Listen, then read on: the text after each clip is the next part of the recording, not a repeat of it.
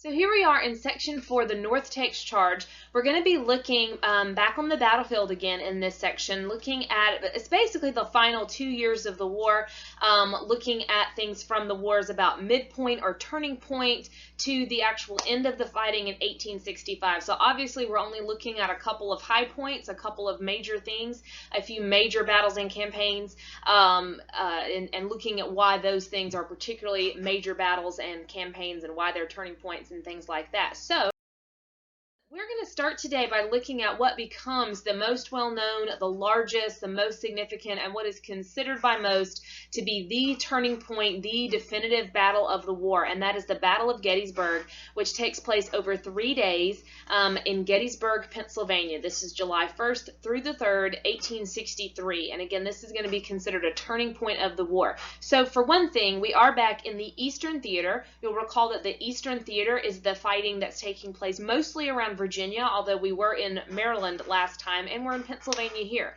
but we're still talking about that Eastern Theater. And where we had left that, the last thing we had talked about was Antietam, which was technically a draw, a tie, but if you have to pick a winner, it's definitely the Union. But ever since that point, the Confederacy has continued to do well in that Eastern Theater. They have had numerous successes, some of them quite big, some of them quite encouraging, but they have not totally defeated the Union Army. They haven't brought about an end to the war, and that's what they're looking to do moving into the Gettysburg campaign. So that's going to influence the decisions that the Confederacy makes going into this, and they're going to change their strategy here and try something a little bit different, which turns out to not work well for them at all. So again, we are talking about what's going to become the Battle of Gettysburg. Like I said, this already becomes the largest, the most significant, and the turning point battle of the war. The war, it's kind of understood now that this battle, although it's midway through the war, this is kind of the moment where the war is sort of decided in a lot of ways.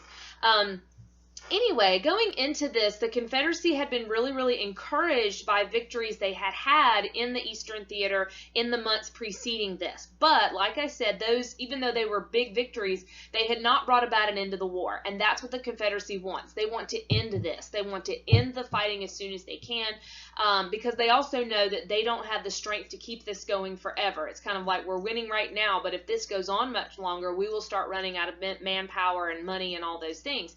So they decide to do something very similar to what they did going into Antietam, and that is to invade the North. That's why this is taking place in Pennsylvania. This is in the Union. So they're going to invade the North, engage the Union Army on Union territory, defeat the Union Army on Union territory, and then demand peace. And that's kind of the plan. That's what they think is going to happen. So that is why the Confederates are moving northward, invading the North, going on the offense, and moving into Pennsylvania. Now, it was completely their intention to get into a fight here. They weren't trying to evade the Union Army or, not be noticed. At least at first they are. But the first day of fighting, which occurs July 1st, 1863, there the Confederates are surprised on that first day. Again, they went into Pennsylvania looking for a fight, but they wanted that to happen, when they were ready for it and when they wanted it. They wanted that to happen on their terms. Well, they get surprised. Their information wasn't good. Part of the army that was supposed to report back on information or with information about where the Union Army was didn't report back. So a lot of things got messed up for the Confederacy on that first day. However, they were able to get reinforcements. They were able to push back the Union anyway. So it started out pretty bad for them, and they were worried at first that this might mean total catastrophe for them. But they are able to get up reinforcements. They are able to push the Union Army back to the other side of the town. So at the end of the first day, again, this is a 3-day battle, the Confederacy is actually feeling pretty good. They're feeling like, okay, we got into a fight before we were ready. All this happened in a way that we didn't want to happen and we didn't anticipate, but we did really well. We forced the Union to be pushed back, and now we're in a really good position to hit them harder on the second. So that brings us to the second day of fighting, which is July 2nd, 1863. And here's the thing.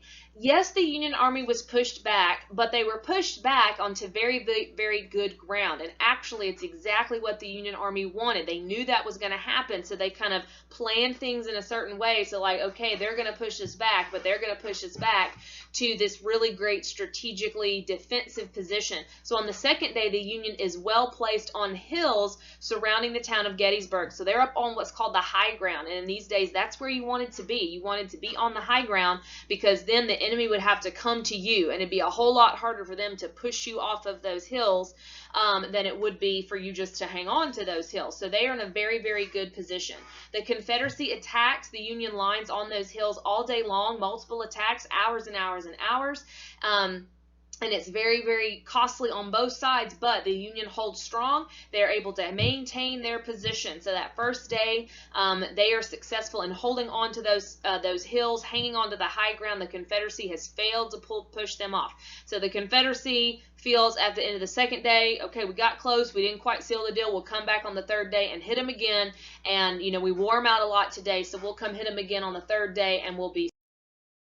So that brings us to the third and final day of the Battle of Gettysburg. This is July 3rd, 1863. And on this day, General Lee, remember that's General Robert E. Lee, who's the commander of all Confederate forces, he plans to attack the middle, the center of the Union line. The Union their troops were it's kind of in the shape of a fishhook. And the attacks on the second day, Lee hit the ends of the fishhook, what's called the flanks. He hit the sides. So he was thinking that the weak spot would be in the middle. He's thinking, okay, we hit them on the sides yesterday, so that's where they're going to reinforce. That's where they're going to put more guns and more men and all of that. So that means that the weak spot's in the middle. And so he plans this massive, massive charge up the center of the Union line, believing that that Union line was going to be weak there in the middle and that it would break and there'd be a clear road all the way to Washington and the war would be over before the end of the day. That is literally what he's thinking.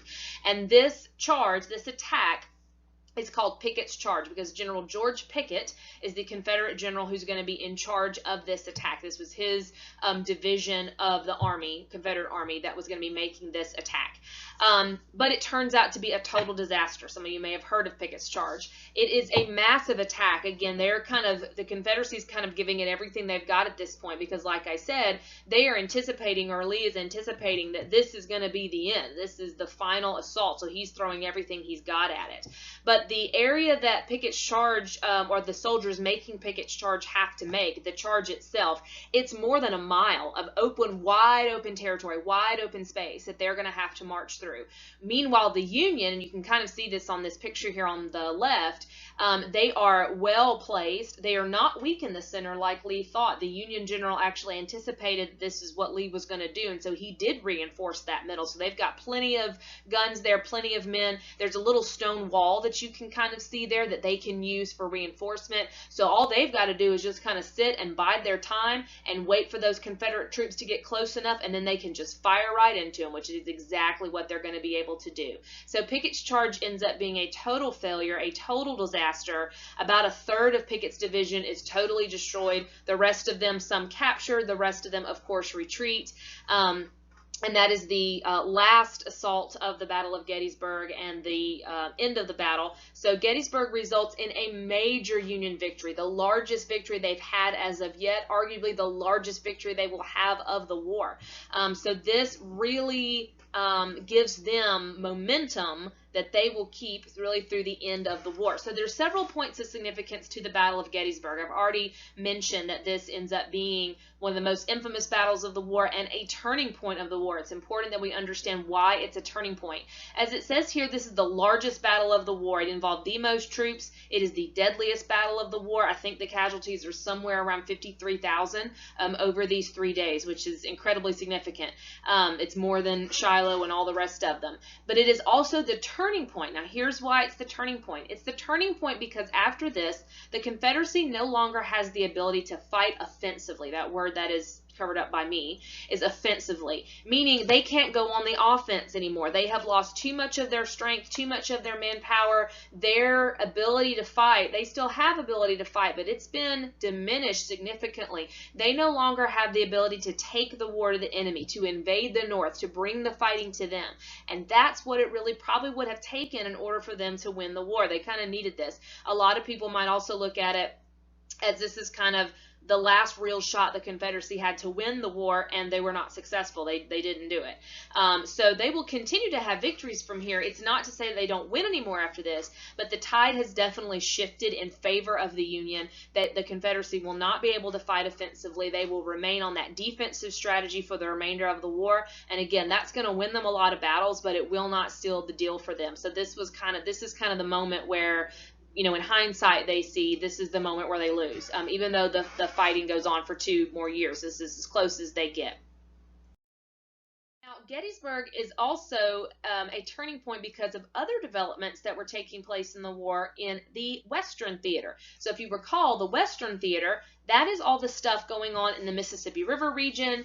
And the last thing we talked about there was Shiloh. Part of the Union's goal there in that Western Theater was to capture the Mississippi River, and they have been making slow and steady progress ever since then. They have been continuing to capture Confederate cities and Confederate strongholds and take control of the Mississippi River until, by the summer of 1863, the Union has captured nearly all of the Mississippi River. They have almost completed that part of their plan. They have almost completed that part of their strategy, except for Vicksburg, Mississippi. So this brings us to the Vicksburg campaign. Vicksburg, Mississippi is a town in Mississippi, obviously, right on the Mississippi River, and this was, by the summer of 1863, this was the last Confederate stronghold on the Mississippi River. So this is the last major area, last major location that the Confederacy still controls. So if the Union can get Vicksburg, they will control all of the Mississippi. This is like the last piece of the puzzle. This is the last thing that they need to complete that part of their strategy, to complete that part of their plan, and to control the Mississippi River and check that off their list and move on to the next thing. So Vicksburg was incredibly important. Now, the Union Army going into the Vicksburg campaign was commanded by General Ulysses S. Grant. Now, we have talked about him before. He was in command of Union forces at Shiloh, and he was actually disgraced by Shiloh, even though he won, because the casualties were so high. But he was continuing to redeem himself and to do better and to make a better name for himself after Shiloh, and he is in a much better position now, and he's commanding Union forces here at Vicksburg. Now, Grant tries attacking the city head on, but it's just too well defended for that, and so he employs a strategy called laying siege to the city. He uses a siege. Laying siege to the city means to surround it. It means that they are digging in. This picture here shows like these sort of shacks or makeshift shelters that the Union Army has literally dug into these trenches around the city, and they surround it for 6 weeks like that, hitting it with artillery day and night to try to break up Confederate defenses inside Vicksburg and basically trying to starve them out. Starve out the army, but also the civilians. He lays siege to the city for about 6 weeks until finally the Confederate army in Vicksburg cannot hang on any longer. The civilians inside Vicksburg cannot hang on any longer. There's stories of people eating rats and eating mules and horses just to survive, and eventually Vicksburg falls. So officially, Confederates will surrender to Grant, and Vicksburg will fall on July 4th, 1863, and that's really important because that means that the Union now controls all of the Mississippi River. They have completed that part of the Anaconda Plan. They have split the Confederacy into they've separated those Western Confederate states like Texas and Louisiana from the rest of them, and so now they are ready to move on with other parts of their plan. And the Confederacy no longer has access to the Mississippi, which is devastating for them as far as trade, communication, all those different things. Now, you may notice that date, July 4th, 1863, is being pretty significant. One, yes, that's Independence Day, so that would have been, just sort of a psychological blow to see a major city like Vicksburg fall on that day. But you also may notice that is the day after the Confederacy's major defeat at Gettysburg. So this is like 2 big defeats for the Confederacy, literally one right after the other. So July of 1863, the momentum has definitely shifted in favor of the Union and away from the Confederacy. And this is also one of the reasons why the Confederacy went on the offensive in Gettysburg, trying to end the war more quickly, because they knew that at the same time Grant was knocking on the door at Vicksburg, and they needed to try to end it before Vicksburg fell, but they weren't able to do that. And now they've lost so much of their strength at Gettysburg, and now they have lost Vicksburg as well. So now we want to take a look back at Gettysburg a few months after the battle, because another one of the many reasons why the Battle of Gettysburg is such a pivotal battle, why it is so important, is not just because of the battle itself, but because it also comes then to inspire and to be the setting for certainly the most famous speech of Lincoln, certainly the most famous speech of the war, and for something that became just one of those just sort of quintessential foundational American documents, one of those just overall expressions of American values that became just a part of our narrative, just a part of our story as Americans, something that just kind of expresses who we are, something that just came to be up there with stuff like the Constitution and the Declaration of Independence, and later on things like Martin Luther King's I Have a Dream speech, and that of course is the Gettysburg Address. And I bet a lot of you have heard of the Gettysburg Address, or you've had to memorize part of it, and you would recognize it if you heard it. So let's talk a little bit about it and why it's so important and some of the ideas that are expressed in it. So this certainly becomes some of Lincoln's most famous words, which for Lincoln, that is saying quite a lot. And so the Battle of Gettysburg inspires this because a few months later, Lincoln is invited to speak in Gettysburg as they were having a dedication for a battlefield cemetery, where they were going to bury some of the Union dead. And Lincoln was invited to speak at the occasion. He actually wasn't like the main or the keynote speaker. You would think the president would be, but there was someone else that spoke before him for like 2 hours, and no one really remembers much at all of what he said. And then Lincoln gets up and gives this less than 2-minute speech. It's not long at all, and these become, as I said, some of his most famous words, but also just immortal words, outside of the Civil War itself.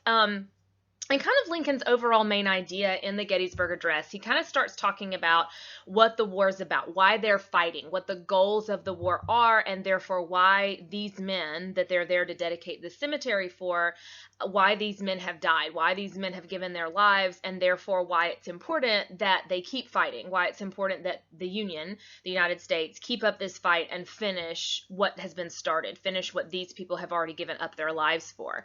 And remember that Lincoln has been wrestling with, ever since the beginning of the war, kind of these two different main ideas about what the war should be about. And the beginning of the war, Lincoln had been adamant that the war was simply about preserving the Union, that it wasn't about slavery. And then later the Emancipation Proclamation kind of brings the slavery into it, but Lincoln has also not addressed it too much more beyond that. But here is where he really kind of brings it all together. So first of all, Lincoln does stick to the line that the war is about preserving the Union, but in the Gettysburg Address, he takes that a step further and says that it's not just about preserving the Union. It's about making sure that democracy itself survives. It is about preserving the very idea of democratic government, of Republican government. It's about proving to the world that this kind of a government can work. He's pointing out, and what we should realize here is that at this point in time, the United States was really the first, and at this point, one of the only, functioning democracies of the modern world. This kind of government, at least at this particular age, had not been tried. And so Lincoln is kind of saying, we're trying to prove to the world that this can work. We're trying to prove to everyone, not just ourselves, but to everyone, that democracy is not chaos, that people can govern themselves, that people do have that ability. And so this is not just about us, this is about the very ideas that we believe in, and making sure that those things survive and proving to the rest of the world that things can work this way. So he makes it a much bigger, much grander, much more philosophical kind of thing. And then he brings the slavery thing into it as well, which up until now, Lincoln hasn't said, outside of the Emancipation Proclamation, he hasn't said a whole lot about slavery itself.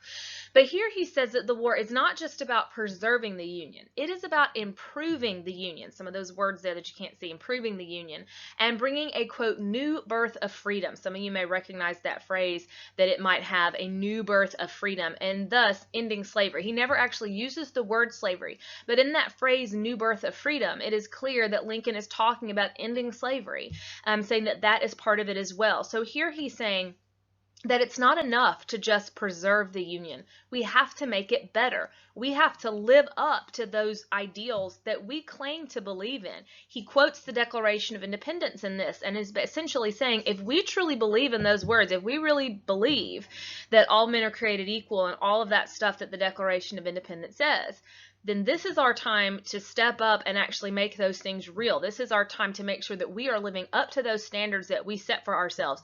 And in order to do that, slavery has to go. He's pointing out that slavery is inconsistent with those ideas of equality and those ideas of freedom and all that stuff that the United States at least claims to be based upon. So he's bringing the two things together, preserving the Union and ending slavery, and saying that these two things are not competing ideas. They work together, that in order to do one, we have to do the other. And this is our moment to make sure that we are the best version of ourselves that we can be, that we are the best version of ourselves to show to the rest of the world. But slavery can no longer be tolerated in that situation. If we're going to live up to those standards, if we're going to improve ourselves, if we're going to preserve the Union, slavery cannot come along with that.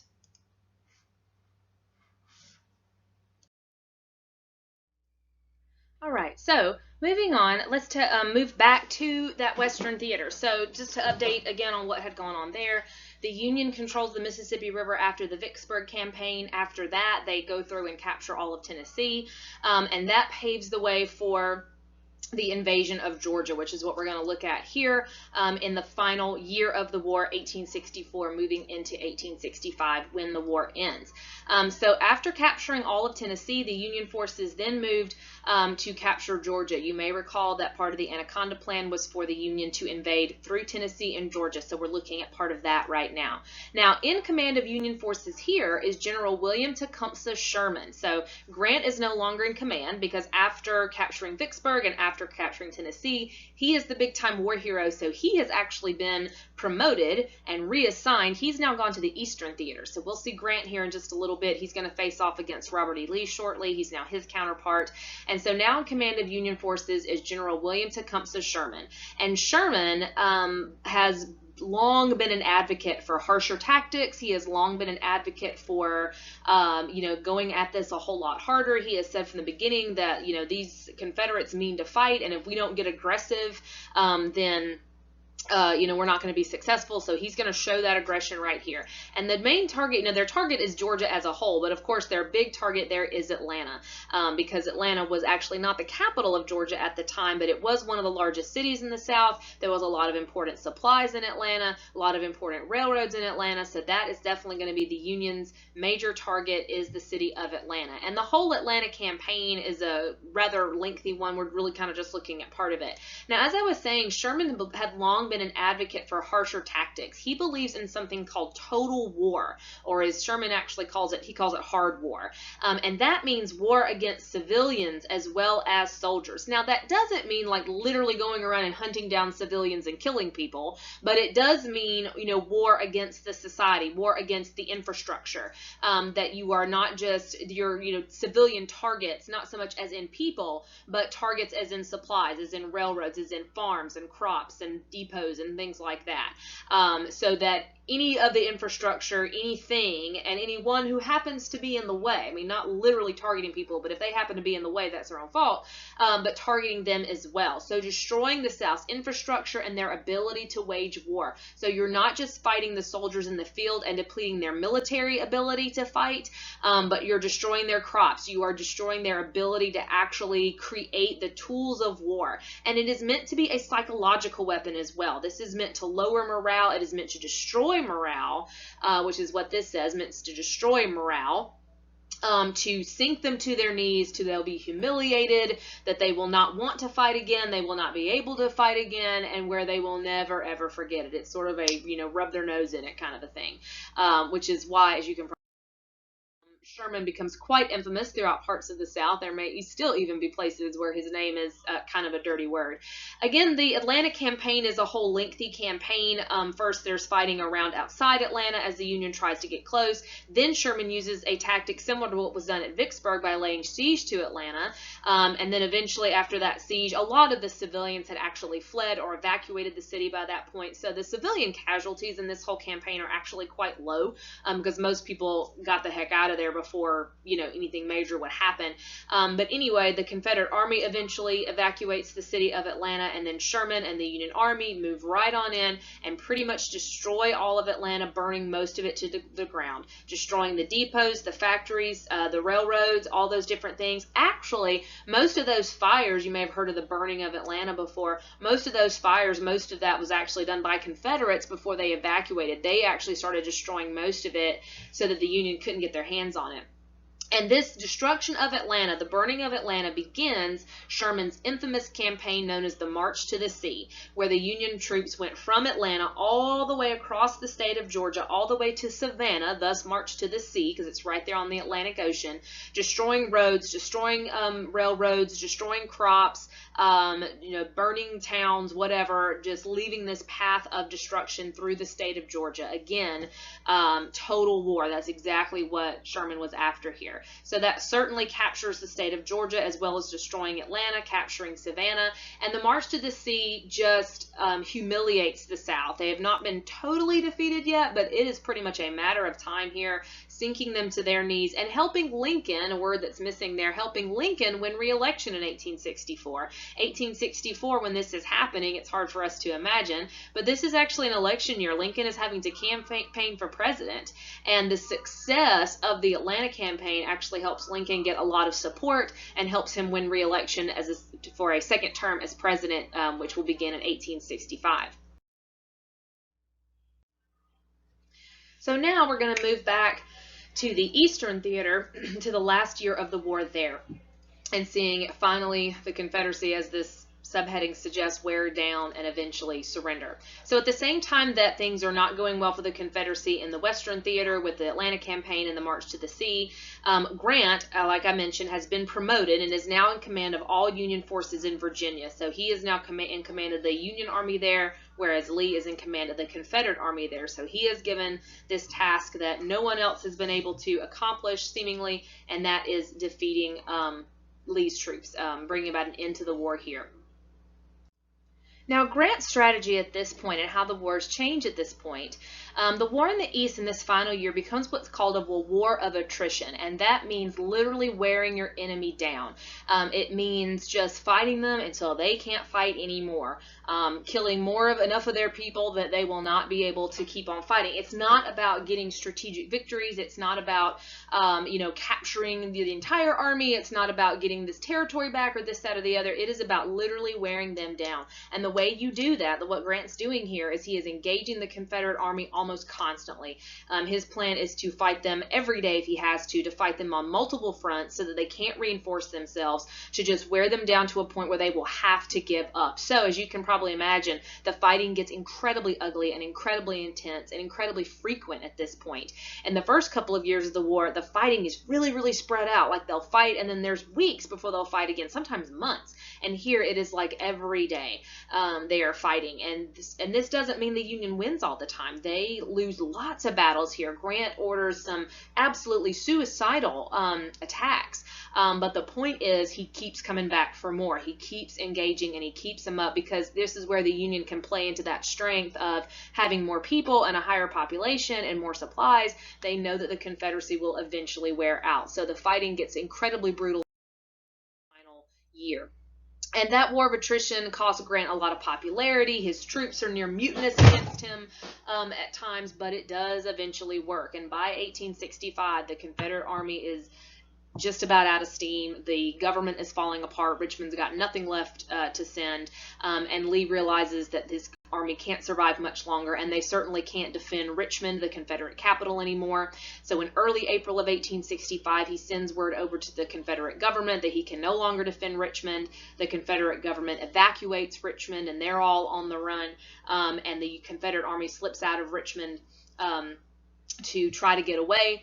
And then they're trying to escape, but eventually they can't, of course, even do that. And so Lee, a couple of days later, realizes the jig is up, and it will be best to just go ahead and surrender. And so he will surrender to Grant at a little town called Appomattox, or Appomattox Courthouse, on April 9th, 1865. He will send word over to Grant that he is ready to surrender, and he does so there in a house at Appomattox. And the, of course, significance to Lee's surrender to Grant at Appomattox is this this is the official end of the Civil War. So the Confederacy surrendered and the Union wins the Civil War. As far as the terms of surrender, they're actually quite generous. You have to realize that Grant could have easily, arrested Lee and arrested some of the other generals and arrested the soldiers and all of that, but he did parole them. These were on Lincoln's orders. He and President Lincoln had already discussed what to do and what Grant should do when Lee did surrender. So he paroled the soldiers, which meant basically they could go home. They could keep their weapons, keep their horses, and just return to their homes as long as they promised not to fight any further. And while some fighting will continue here or there, this is again considered the official end of the war. The very, very last remnants of the Confederate Army won't surrender till sometime in June, but we do consider this the final part of the war.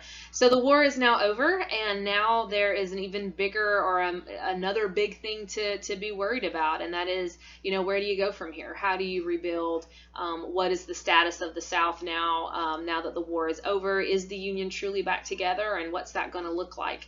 And also many of you know that the happiness that probably was felt by many at the end of the war was kind of short-lived, as Lincoln's assassination would occur just a few days after this. So we will wrap everything up in the final section of this and then take a look at some of those questions about where do we go from here in Chapter 12 when we look at Reconstruction.